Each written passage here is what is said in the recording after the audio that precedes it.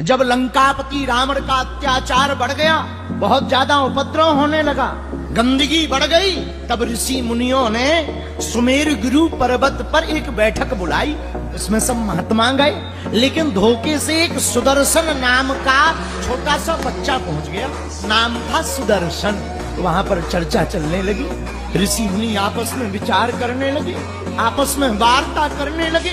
ऋषि मुनि कहते, लंकापति रावण बड़ा अत्याचारी है, कौन बचाएगा?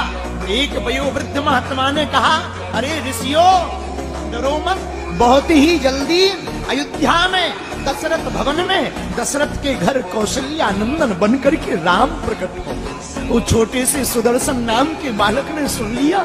उसने सोचा, बन गया काम, अपन को मिल ही जाएंगे अब राम। भागा भागा वो बालक अयोध्या आ गए। अयोध्या में गलियों में गुजारा करने लगा। कभी संतों के पीछे भागे, कभी सरजू जी में डुबकी लगावे, कभी सीताराम गुण गावे, कभी कहे, हे रघुनाथ, मरने के पहले प्रकट हो जाना, मरने के पहले अवतार ले लेना, ताकि हमको दर्शन हो जाए। वहीं सरयू के किनारे एक झोपड़ी बना ली सुदर्शन ने। बालक था नन्हा सा।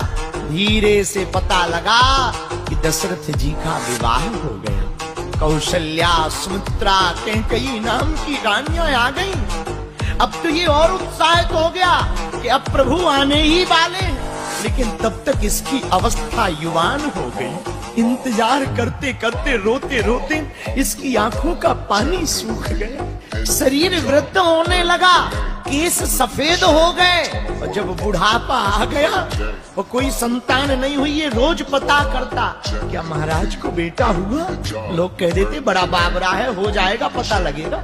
बेचारा रोता हुआ रहने लगा, आंखों में आंसू भर के कहता, हे राम, हे प्रभु, अब तो प्रकट हो जाओ।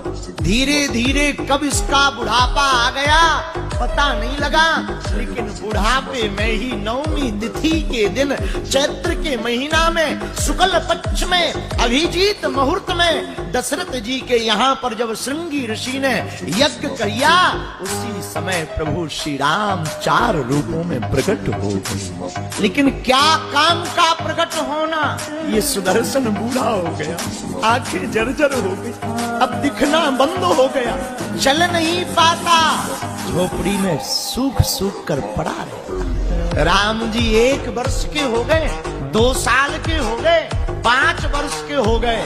इसे तो हर साल पता लगे कि आज प्रभु के उत्सव की वर्षगांठ, आज जन्मदिन है भगवान का। रोज रोए, राम, क्या मरने के पहले एक बार तुम्हारी आवाज हम सुन पाएंगे? मैं आ नहीं सकता तो क्या हुआ ना, तुम तो आ सकते हो। मैं नहीं देख सकता तो क्या हुआ, पर हे रघुनाथ, तुम तो मुझे देख सकते हो।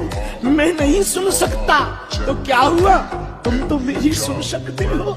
क्या मैं इतना भागा हूँ, क्या मैं इतना पापी हूँ जो मुझे आपके दर्शन नहीं होंगे? और रघुनाथ जी कितने दयालु हैं। एक दिन राम जी ने खेल ही खेल में लीला की, भरत जी के साथ खेल खेला, गेंद का खेल। और राम जी ने कहा, ये गेंद के खेल में जो हारेगा वो अपनी पीठ पर 3 भाइयों को बिठाकर पेड़ तक ले जाएगा।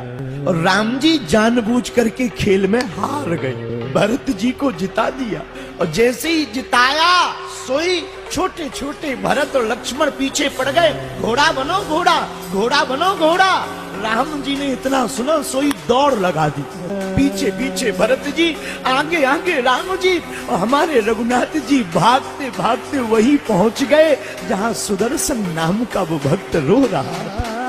तुरंत जाकर झोपड़ी के बाहर बैठ गए। अरे ओ बाबा, पानी मिलेगा क्या? आवाज बड़ी तोतली, ऐसी मीठी तोतरी बनी बाणी को सुनकर पहचान नहीं पाया, जान नहीं पाया। बड़ा ऊंचा सुनाई दिया, पर सुनाई दिया, दिखाई तो देता नहीं, उठ तो पाता नहीं। कहा, भैया कौन हो? धीरे से तोतली बाणी में रघुनाथ जी 7 साल के हो गए, मुस्कुराते हुए कहते हैं, बाबा हमारो नाम श्री राम है। जहां इतना कहा, बाबा ने गोद में ले लिया, सिर पर हाथ फैलाने लगा। राम, रघुनाथ, तुम पहले ना आ जाते, हमें देखने मिल जाते। अब आंखें फूट गई अब तुम कैसे होगे पता नहीं, पर बाणी बड़ी प्यारी है। चलो छूने को ही मिल गए यही बहुत है। और जिसे रघुनंदन स्पर्श कर ले, जिसे राम स्पर्श कर ले। रघुनाथ जी ने बाबा के गालों पर हाथ फेरा, थोड़ी चैतन्यता आ गई। तो चैतन्यता आई तो कहा बाबा से, बाबा हम अपना घर भूल गए, तुम अपने कंधे पे बैठा के वो अपने भवन तक छोड़। अरे महाराज हम तो बूढ़े हो गए, कहां से छोड़े। ठाकुर जी जानबूझ करके कंधों पे चढ़ गए रघुनाथ जी। बाबा उठ उठ जा बाबा।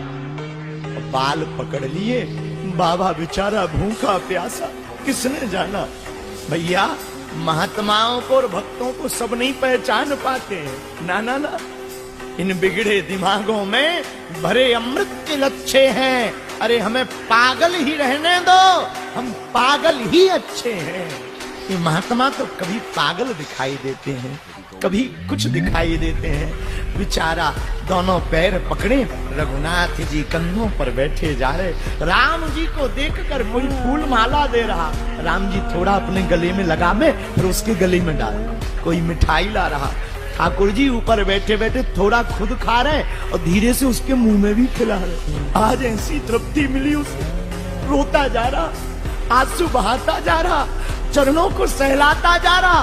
उसने सुना था सुमेरु गुरु पर्वत पर कि दशरथ नंदन राम होंगे।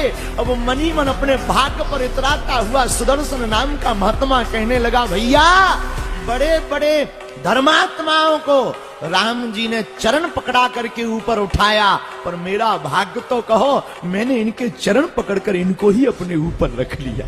इधर शाम हो गई, राम जी वापस नहीं आए तो ढूंढना मच गया, कोलाहल मच गया। कौशल्या माँ कहने लगी, बताओ राम जी कहाँ गए। भरत और शत्रुघ्न कहने लगे, दौड़ लगा करके गए, पता नहीं। तब तक एक वयोवृद्ध अपने कंधे पर राम जी को बैठाए दशरथ भवन में प्रवेश करता।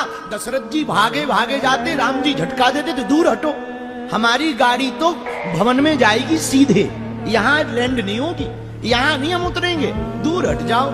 दशरथ जी बेचारे पीछे पीछे, राम जी भीतर तक ले गए। अंदर जाकर माँ की गोद में उतरे और कहा, माँ आज हम गुम जाते, अगर ये नहीं मिलते तो हमारा पता नहीं, हम तो भूल ही गए थे गलियां। माँ ने कहा, लाला जिसने तुझे घर दिया है अब सदा ये अपने पास रहेगा, इसको मैं घर दूंगी। अब तो सुदर्शन के भाग्य खुल गए। एक दिन भगवान सुदर्शन के दोनों नेत्रों पर हाथ लगा दिया और नेत्रों में तेज गति के साथ रोशनी की चमक छा गई, दृष्टि आ गई। और सुदर्शन की दृष्टि आई, सृष्टि बदल गई और सामने सुदर्शन ने रघुनाथ के दर्शन कर लिए।